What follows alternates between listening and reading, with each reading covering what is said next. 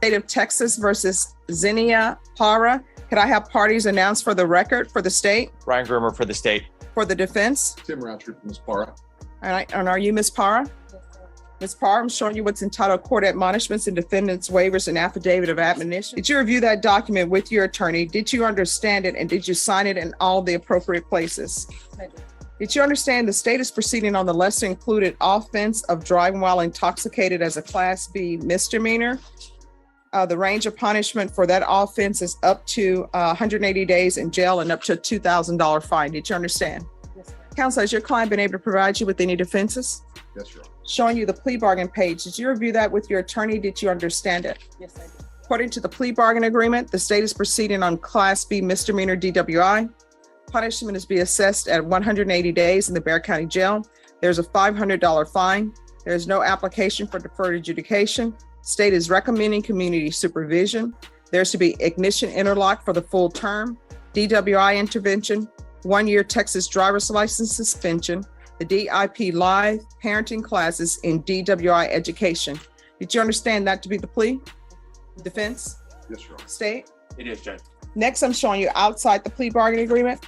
State is requesting that your community supervision be for a term of 2 years. There'll be a TAP evaluation and 80 hours of community service restitution. Did you understand those are recommendations from the state and the court does not have to follow those recommendations? Yes, I did. All right, hold on tight. Today's case is packed with drama, tough decisions, and some real-world consequences. We've got Xenia Parra, who's facing charges for driving while intoxicated. But it's not just any DWI. She had her 2 young children in the car when it happened. The court has a tough task ahead, balancing compassion with the need to send a strong message. Is Xenia going to take responsibility for her actions, or will the judge show mercy? Then DWI is a Class B misdemeanor. How do you plead? Guilty, not guilty, or no contest? State any evidence. Yes, Judge. State would offer State's Exhibit number 1. No objection. Court will accept into evidence States Exhibits 1 and attachments and review the same. At reviewing States Exhibits 1 and attachments, the court will find there is sufficient evidence to find you guilty, and the court will find you guilty. Are you proceeding with sentencing? Yes, Your Honor. Anything you wish to say on behalf of your client? Your Honor, we possess and follow the plea agreement. Ms. Parra is very remorseful over it. It was a really bad circumstance for her, but it's not an excuse. And she's going to be done. All right, so Ms. Parra, how old were your children? I have a 4-year-old and a 2-year-old. All right. So something bad happens in your life, so you decide to drink and drive with 2 young children in the car. Do you even understand what could have happened?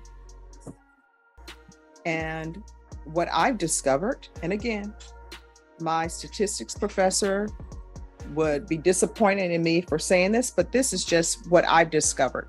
What I've discovered is people who drive intoxicated, you know what ends up happening when they have an accident? They're just fine. They walk away without a scrape. Usually the person who ends up getting killed is the passenger or somebody that they hit, just the person who's trying to go to a lunch date or dinner, they get hit and the drunk driver's okay. And then they come in boo-hooing and crying. So. Now, let's talk about the plea deal. Driving while intoxicated with a range of consequences from a fine to a possible jail sentence, it's serious.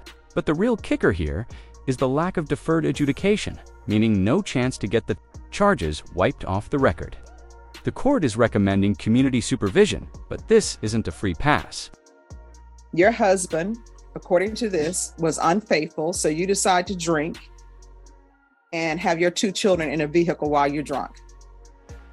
And I read the police report. So what ends up happening, you get arrested and the husband who you said was cheating on you comes and picks up the children. So are you still in a relationship with him? I'm still married. And you're working on things? That's correct. See, here's the thing. In relationships, you have choices to make. And I guess your choice is to stay with him. But in a relationship, when you have children, and people may disagree with me on saying this because I don't have any children, but what I do know is 2-year-old and 4-year-old can't make decisions on their own. And so. Now, this is where things get really intense. The judge goes straight for the heart of the matter. Xenia's decision to drive drunk with her children in the car. We get the sense that the judge is not just seeing a legal case, but a mother who made a dangerous, life-threatening choice. All right, so here's the thing, people who want to drink, you should not drive. If people are feeling depressed and they want to drink, go to your house, drink at home, have a babysitter for your children, take a mental health day, find some adult who is responsible to take care of your children, and you can drink and walk, although I don't recommend that because you'll probably cause an accident by walking in the street. You can drink and ride your bicycle, although I don't recommend that. You can drink and take the via bus, but of course you'll be charged with public intoxication. You want to drink in your house and cry, go ahead. I found what really works is just take a bubble bath, cry away in the bubble bath, eat some chocolate, drink some water, and the day will look better. The next day is always better. And you almost had a permanent solution for a temporary problem. So your temporary problem was your husband's cheating and you get in the car with your children. And if your children would have died, you would have been losing your mind and you would have been charged with something different. And I need you to understand that there is never any excuse, no matter what is happening in your life, for somebody to get behind the wheel of a car and they've been drinking. And now we get a glimpse into Xenia's emotional state. She tries to explain her actions by pointing to the emotional turmoil she was going through. Her husband's infidelity and the loss of her mother. The judge listens but is firm. Emotional pain doesn't justify putting her children at risk, and you can sense the tension in the room. All right, this is what the court is going to do. The court is going to sentence you to 180 days in the Bexar County Jail. That'll be suspended and probated for 2 years. There's to be ignition interlock full term, DWI intervention, 1 year Texas driver's license suspension, DIP live, DWI education. There's to be 80 hours of community service restitution. 40 of those hours will be waived if you provide proof of the COVID vaccination. The court is not requiring you to do that, but if you do, 40 of those hours will be waived. There's to be parenting classes. And once you complete those parenting classes, the remaining hours will be waived. Are you employed? No, I'm a stay-at-home mother. All right. There's to be regular reporting by Zoom or in person. There's to be field visits.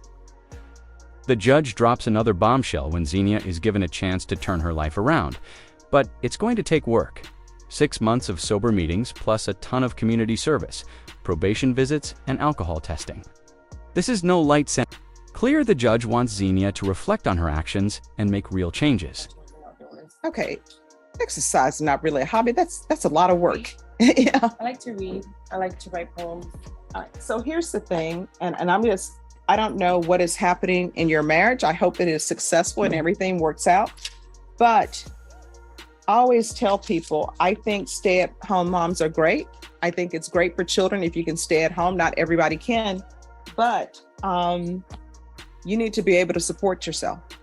I'm not ordering you to get employment, but if your marriage were to end today, it's sort of like how the bill's going to get paid, what's going to be done. So you need to make sure that you're able to support yourself. You understand? All right, good luck to you. As Xenia moves forward with her probation, the judge gives her some solid life advice about relationships. This isn't just about probation, rules it's about her marriage, her children, and her future. The judge emphasizes the need for financial independence, warning her to prepare for the worst-case scenario. What happens if her marriage doesn't work out? All right, Ms. Parra, the state has decided to request that the motion to revoke be withdrawn. You're on probation. You've got to follow through on what your conditions are. Do you understand? Yes. Is there anything you do not understand? All right, so here's the thing. If you have another motion to revoke filed against you, you're looking at potentially 180 days in the jail. Do you understand? Yes. Is there anything you do not understand? All right. Is there anything that you need help with so you can be successful on this probation? I would request maybe alter the times of the breathalyzer. The time for what? For the breathalyzer, Why? I go to sleep earlier than 10 o'clock. So it does disrupt my sleeping patterns. All right, so I will tell you what, I will consider doing that once you show me that you can abide by the court's rules. So if you show the court that you can abide by those rules, then maybe those times will be changed. Do you understand? Yes. All right, Judge, if I may, yes. the way that the times are set up for her to test into the device, it's 5 a.m. to 8 a.m., 5 p.m. to 8 p.m., and Wait, 5 a.m. to 8 a.m. yes, and then 5 p.m. 5 p.m. to 8 p.m., Mhm. and then 10 p.m. to midnight. What we have discussed of possible changing the times were to remain from 5 a.m. to 8 a.m., Okay, then 2 p.m. to 5 p.m., and then 9 p.m. to 11 p.m. It's just a slight change of a couple of hours for the midday and the evening. all right. And I'm not taking any of the allegations in the motion as true because y'all have come up with some agreement. But I do have some concerns. So do you think she needs to have any sober meetings? Are you engaged in doing sober meetings? This is a turning point. Xenia's request to change the breathalyzer testing schedule shows a small sign of personal responsibility. But the judge isn't making it easy. He wants to see consistency before he makes any changes. This moment really reflects the balancing act Xenia must face, following the court's rules before she gets any leniency. I would consider it. Yes. But no, are you engaged? Oh, no, no. All right, I think she needs to do sober support meetings. Okay, Judge.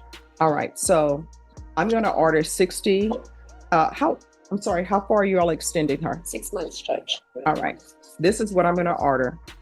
I'm gonna order 90 sober meetings in 90 days. And hopefully, once you start doing those meetings, you will come to enjoy it and it will help you maintain your sobriety. And I understand that sometimes people are like, oh, I don't want to do it. But everybody who has started those programs and started doing those meetings, they come to enjoy it. And your doing those meetings helps others as well, okay? All right, so I'm gonna ask for 90 sober meetings in 90 days.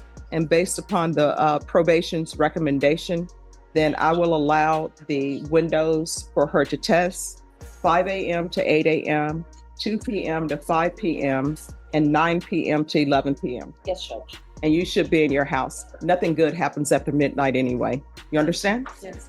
All right, is there anything else? No, Judge. Anything else you need from the court? No. The extension that you have, Judge, please don't sign that. I'm gonna add that. In the end, Xenia's case is far from over. She's been given a second chance, but the road ahead is full of challenges. With the judge's recommendations, including sober meetings, community service, and alcohol monitoring, Xenia's future hinges on her ability to follow through. The stakes are high and the clock is ticking. If you found this case as shocking and emotional as we did, hit that like button, share your thoughts in the comments, and don't forget to subscribe for more jaw-dropping courtroom breakdowns.